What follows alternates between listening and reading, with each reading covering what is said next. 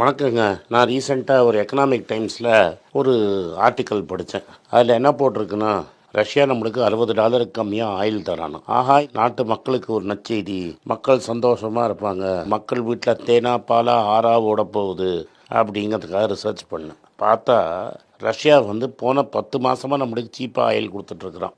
So நம்ம இந்த 10 மாதத்தில் $20 பில்லியன் வாங்கியிருக்கிறோம். 1 பில்லியனுங்கிறது 8000 கோடி. ஸோ 20 × 8000 கோடினா 1,60,000 கோடி அளவுக்கு சீப்பாக நம்மளுக்கு ஆயில் கொடுத்துருக்குறான். அந்த சீப்பான ஆயில் ஏன்டா நம்மளுக்கெல்லாம் வரமாட்டேங்குது? நம்ம பெட்ரோல் பங்க்லேயும் டீசல் பங்க்லேயும் உங்கள் எல்பிஜி சிலிண்டர்லேயும் ஏன்டா வரல? பூட்டின் நம்மளுக்கு உதவி செய்கிறாரு. இன்றைக்கி வேறு எக்கனாமிக் டைம்ஸில் போட்டிருக்கிறான், பூட்டின் உதவினால் இந்தியாவுக்கு நல்லதுன்னு. அப்போ இந்த பணம் எங்கே போகுதுன்னு நான் கண்டுபிடிச்சி பார்த்தேங்க. இந்த $20 பில்லியன் 1,60,000 கோடி வாங்கினதில் 90% 2 கம்பெனிக்கு போயிருக்கு.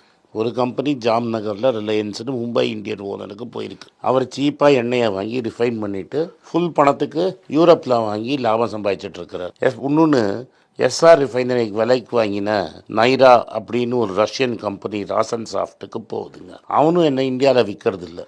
அவனும் எண்ணெயெல்லாம் ரெடி பண்ணி வெளிநாட்டுக்கு டீசலாக பெட்ரோலாக எக்ஸ்போர்ட் பண்ணிகிட்ருக்கிறான். இது எப்படி நாட்டுக்கு பெனிஃபிட்னா, இந்தியன் ஆயிலுக்கு லாபம் கிடச்சா நம்ம சந்தோஷப்படுவோம். நம்ம கட்டப்பட்டு பணம் கட்டுறோம், நம்ம கம்பெனி லாபமாக இருக்குதுன்னு. இல்லை, நம்மளுக்கு விலையை குறைச்சி கொடுத்தாங்கன்னா மகாராஷ்டிரா மோதி உலகத்தெல்லாம் காஸ்ட்லியாக பெட்ரோல் இருக்கிறச்ச நம்மளுக்கு கம்மியாக கொடுத்தான் மகாராஷ்டிரன் அப்படின்னு பேசுவோம். ஆனால் இங்கே என்ன நடந்துகிட்ருக்குன்னா, 2 பணக்கார கம்பெனிகளுக்கு கொடுத்து அவன் வெளிநாட்டுக்கு எக்ஸ்போர்ட் பண்ணி லாபம் சம்பாதிச்சிட்ருக்கிறான். அதை பேப்பரில் மாஸ்டர் ஸ்ட்ரோக்குங்கிறான். மேபி இதனால தான் நேற்று ராகுல் காந்தி என்ன சொன்னார், 100 பேர் வச்சுருக்கிற பணம் 55 கோடி பேர்கிட்ட இல்லைங்கிறான். இது என்னங்க, நீங்கள் பெரியவங்களுக்கே உதவி செஞ்சுக்கிட்டே இருக்கிறீங்க, அவங்களுக்காகவே ஒர்க் பண்ணுறீங்க. இதை நாங்கள் சொன்னால் எங்களை தேச துரோகிங்கிறீங்க. இதை மாஸ்டர் ஸ்ட்ரோக்கான்னு கேட்டவங்களுக்கு நான் கேட்குற கேள்வி, இது யாருக்கு மாஸ்டர் ஸ்ட்ரோக்கு? நடுத்தர மக்களுக்கும் ஏழைங்களுக்கும் மாஸ்டர் ஸ்ட்ரோக்கா, இல்லை 2 பணக்கார நண்பர்களுக்கு லாபம் சம்பாதிக்கிற மாஸ்டர் ஸ்ட்ரோக்கா? ஃபேக்ட்ஸை உங்கள் முன்னாடி வச்சுட்டேன், நீங்களே முடிவு பண்ணிக்கங்க.